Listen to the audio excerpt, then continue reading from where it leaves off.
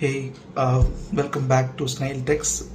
So இப்போ ரீசெண்டாக பார்த்தீங்க அப்படின்னா நிறைய பேர் வந்து கோர்ஸ் ஜாயின் பண்ணிவிட்டு 1 மந்த் கழிச்சு எவ்வளோ ஆர்வமாக உள்ள டிசைன் கோர்ஸ்க்குள்ளே வரீங்களோ அதுக்கப்புறம் டிஸ்கன்டினியூ பண்ணிடுறீங்க. So even not only in design development நிறைய இன்ஃப்ளூன்ஸ் ஆகுறீங்க. இந்த மாதிரி நிறைய இந்த இன்ஸ்டாவில் வர்ற ரீல்ஸ்லாம் பார்த்துட்டு ஐயோ டிசைன் வந்து அவ்வளோதான், டெவலப்மெண்ட் அவ்வளோதான், ஏஐ வந்து எடுத்துக்கிச்சு அவ்வளோதான் அப்படின்னு சொல்லிட்டு ரொம்ப ஃபீல் பண்ணுறீங்க. ஸோ அதனால் உங்களுடைய கான்ஃபிடென்ஸ் பிரேக் ஆகுது. கைஸ் நீங்கள் ரொம்ப வந்து யோசிக்காதீங்க. நீங்கள் வந்து ஒரு கோர்ஸ் ஜாயின் பண்ணுறதுக்கு முன்னாடி யோசிங்க, 100 வாட்டி கூட யோசிங்க. அந்த கோர்ஸ் ஜாயின் பண்ணிட்டு ஒரு கான்ஃபிடென்ட்டாக நீங்கள் அப்ரோச் பண்ணுங்க. என்னால் முடியும். டிசைன்ன்றது முழுக்க முழுக்க க்ரியேட்டிவிட்டி மட்டும்தான். நீங்கள் வந்து ஓகே ஒரு டூலை மட்டுமே டிபெண்ட் பண்ணி நீங்கள் போனீங்க அப்படின்னா இவ்வளோ பெரிய டிசைன் ரெவல்யூஷனே நடந்திருக்காது.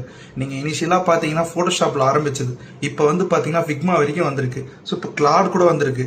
ஸோ நீங்கள் எப்பயுமே டூல்ஸை பார்த்து பயப்படாதீங்க. அந்த அப்ரோச்சையும் அந்த ப்ராசஸையும் ஸ்டிக் பண்ணுங்க. ஓகேங்களா? ஸோ அதை நீங்கள் கரெக்டாக பண்ணீங்க அப்படின்னாலே நீங்கள் கம்ப்ளீட்டாக கோர்ஸ் முடிச்சு ஒரு ஜாப்ல ஜாயின் பண்ணலாம். ஓகேங்களா?